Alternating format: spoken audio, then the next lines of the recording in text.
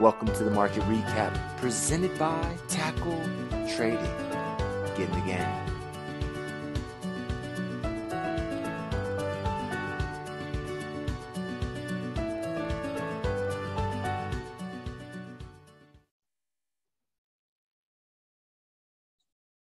Good afternoon, Tackle Traders, and hello, YouTube. This is Frank coming to you with the market recap for Monday, the 29th of October. Another interesting day in the market, no doubt about it. We gap up on the open. We sell off throughout the day. We end up kind of in the middle with another back and forth day with the bears winning yet again. So not so fast. It's going to take more than a gap up on earning or a gap up on the open to get the ball rolling here, I think, as we move forward. Quickly, before we take a look at today's price action, we have a handful of S&P companies reporting tonight after the close. No particularly huge names, but we do have quite a few coming out tomorrow with earnings before the open, including Pfizer, Coca-Cola, MasterCard, GE. So we've got some pretty big name companies coming out here tomorrow before the open. So we continue to navigate through earnings season and we continue to be bearish. Here we have the S&P 500. And one thing I put on my chart just to kind of illustrate a point here today is the 9 EMA. That is the pink average that you see that's usually not here on the charts that we look at together.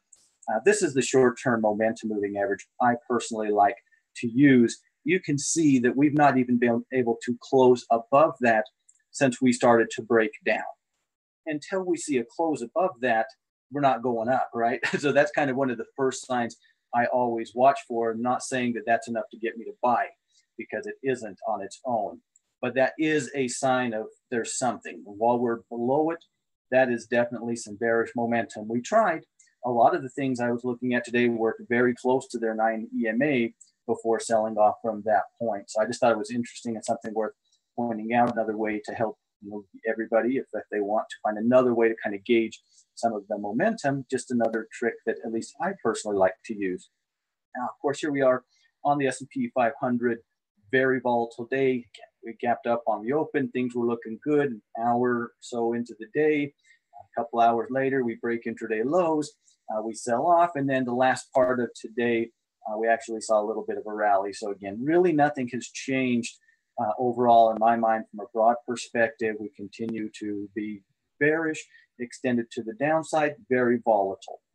Now here we have the NASDAQ. What's our worst performer of the day as tech companies really had a rough go of things. Clearly well below everything right now.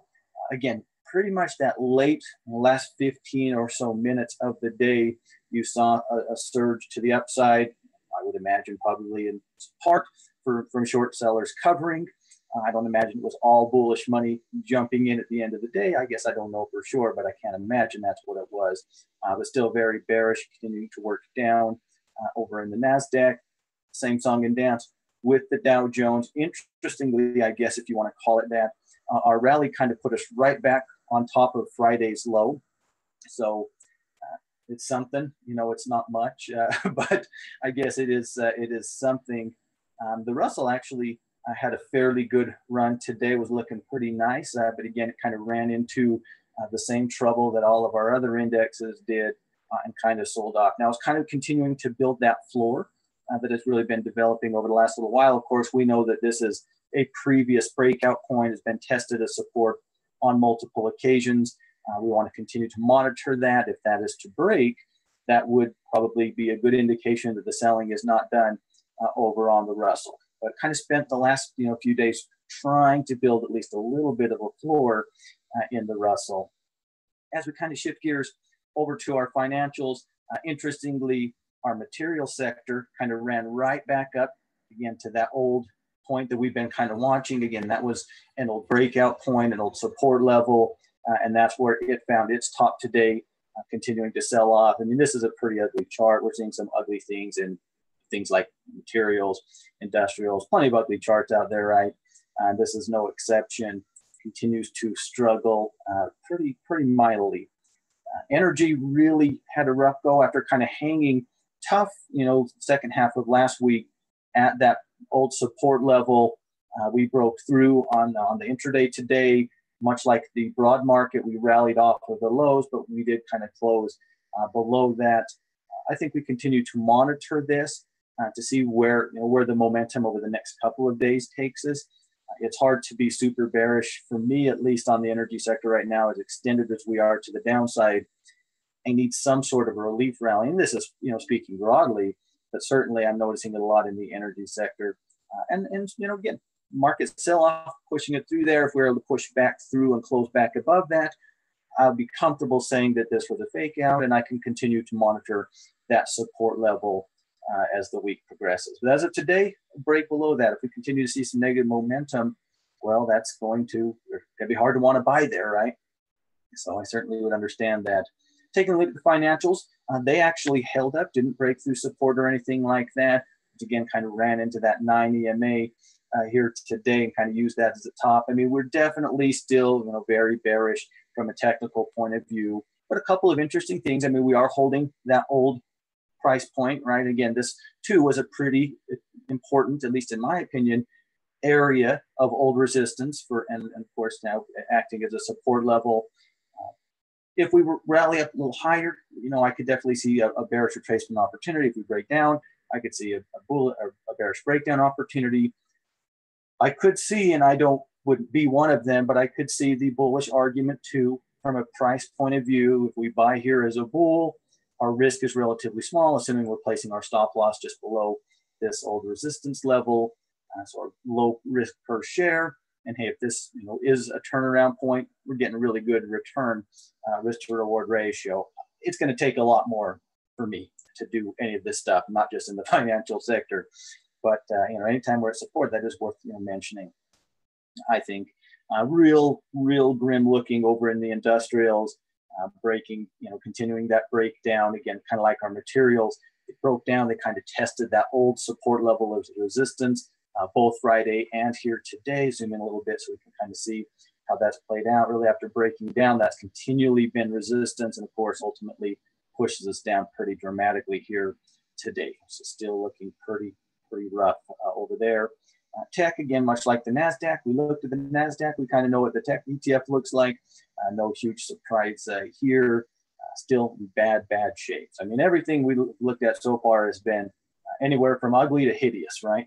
So looking over at the staples, one of the defensive areas, pretty solid day. Definitely sold off of the highs, no doubt about it, as we continue to trade within this trading range. But it continues to be an area where money is at least open to moving into things. Personally, again, and I'm kind of a wimp, always the first to admit that. But I think, for me to want to do anything, I'd want to see it break out, break above that 50-ish type of high that we've tested and failed at on multiple occasions. So I'm going to continue to treat this overall sideways with a little bit of a bullish bias personally. Certainly, you're definitely seeing, that's where money's going right now, or at least one of the areas where money is going. Of course, we're also seeing it move into the utilities. They had a pretty rough day on Friday, but started to move back in here today. Again, I think personally, the way you look at utilities is make sure we get another break. We did fail last time. I still will consider it a breakout if we're able to break through it again. But right now, there's not a lot of room, and there definitely is some volatility in the sector, in my opinion. There's just not a lot of room from support to resistance. So I have a hard time, just broadly speaking, seeing a great risk to reward ratio in that area right now. But definitely a strong day, bouncing back off of Friday's pretty dramatic sell-off. And it's funny, utilities used to be, boring, and nowadays you see some big days both ways on utilities. They're not boring, but they definitely are one of those defensive type, safer type of areas when it comes to the market. Over at the healthcare sector, on a positive note, it continues to hold the 200-day moving average and those intraday lows that it's kind of been using. It keeps breaching it, kind of testing just a little bit below it, rallying up to close on top of it. Does that again here today. This still overall is an area that I have the most probably, overall interested in from a bullish point of view, because it's holding up better. technically than other things. Obviously, I don't think we're seeing any strong buy signals here today, but another day able to hold that is definitely a good thing. Keep an eye on those lows, though. If those lows do give out, they've been pretty consistent now for 3 trading days. It's very tempting from a day trading point of view. It gets back down there tomorrow to buy. That thing breaks, probably going to see some selling. So not that I necessarily expect it, but I certainly wouldn't be surprised. Watch that little 3-day intraday low or floor that we've built. If that breaks, probably going to join and start to look uglier. So over in discretionary continues to be one of the weaker areas, in my opinion. Really nothing dramatically has changed in my mind from that. We're way extended. Again, this is kind of a common theme, and it was for much of last week too, right? We're very extended to the downside. We'd love to see some sort of a bearish retracement, but we just can't carry over any momentum, whether it's one bullish day and then giving it all back, or half a bullish day and giving it all back. That's what happens when the bears are in control. It's hard to change momentum. Looking over at the real estate sector, bounce back day again. It had a really rough Friday. Bounce back day again here today. I still don't really love this sector on either side of it. It's very choppy, very back and forth, and I don't really think there's a great technical signal either way. But from a bullish point of view, we have continued. We were able to build off of that low, so we have been making higher lows and higher highs. So from a bullish point of view, there is an argument. From a bearish point of view, I think there's an argument as well, where we had a pretty good swing high up here, had some downward movement. For me, I think that this is one of those that's kind of in the middle. You leave it alone. But again, that's just me. You don't have to agree with that. But we're kind of somewhere between support and resistance, and doesn't seem to really have a great read on what it wants to do, at least to my eyes. Over in the communication services, same song and dance as most of our other areas, where we continued to fall, hit a new all-time low, rallied off of that all-time low, but still closing pretty bearish on the day. So, as we look at the sectors and the charts for the sectors, most of them are really ugly, right? And so, no surprise that it's hard to get back on track, and it's going to take some real faith. Gap on the open, sure, that could get it started, but I don't want to speak for you guys, but I didn't look at that gap open this morning and think, if this is the bottom, I better get out buying everything I can possibly find, or I'm going to miss the boat. I didn't feel that way at all. I felt like I don't trust this. So, and I think a lot of traders did, and that's kind of how we ended up with the day that we ended up. Over in the metals market, in gold pushed down a little bit off of the highs, but really, we're kind of starting to consolidate on the top end of this little short-term range it's built for itself. Again, for me, nothing really has changed. 1220 is still the price to be looking at. And as long as that holds, I will continue to keep a bullish mindset for gold. We're kind of starting to develop that 1240 is kind of the number it looks like to me. And again, this is just my opinion. A clean break through that, clean close above that might give some more bullish money, some confidence to get into this. But again, that's been a price point before. It was all support. It was a breakdown point. So we've definitely seen some price action in the past at around 1240. And it seems like, to me at least, that's kind of developed into the short-term hiccup within this. So the 1240 and the 1220 are kind of the numbers that I am watching in gold. But like I said, as long as we continue to hold 1220, I'll continue to hold a bullish bias in the metals market. Saw a pretty steep sell-off over in the silver market today. Again, not tremendously newsworthy, really haven't really changed our charts all of that much. Certainly kind of maybe we closed a hair below the 50-day moving average or right on top of it. I'm not sure, really close either way. If you are interested in silver and looking for an opportunity, you can kind of watch for it to work back towards these lows, see if it can build a little bit of a floor and get you in at a lower price. I personally still think that the right way to look at silver is let it do whatever it's going to do in this range. Break 15, that would be a good bullish signal. I give up some potential upside, but I don't have to dance around here in the middle. And I'm not much of a dance around in the middle type of a person. So, but if this is something you have been watching, we're now approaching that support level once again. And that can be a tempting price. Right? You can, of course, look to shorter term time frames if that is something that you are interested in doing. By kind of looking at a 15, we're starting to see at least a little bit of upward movement. Looking at an hourly chart, which is not one of the short-term charts I personally like, close back above that 90 MA or something like that. Doesn't have to be that, of course. But you can look to those shorter-term time frames if you want to come in off of these support levels. That's one way to play. Of course, we can still stick around with the daily chart, or you can be like me and wait for it to break 15. If it breaks through that, don't be surprised, and I'm not expecting that. But if it breaks through that, I'm kind of eyeballing the low that we put in right here as kind of the number. And I may be wrong, but that's the number I'm eyeballing. Don't be surprised if we're able to work back and fill up and test these lows. Now, I'm not necessarily expecting that to happen. But again, I don't know the future any more than the next person. So I always want to kind of plan ahead. Looking at the dollar, kind of one of those days where we had a nice rally, but didn't really change anything, from the past few trading candles. Today was up, Friday down, Thursday up. We're kind of fighting at that resistance zone. Of course, it's tough to break, right? Because you have traders like me who won't buy it until it breaks above it, right? And so, of course, and I'm not alone from that perspective. So I still think we want to watch and see how it responds to this resistance level. I do think it could be a breakout candidate for sure. I think we could also look to buy a pullback to 96, but right now we're just kind of hanging around at that resistance level. So not a whole lot changed, in my opinion, over the past few days there.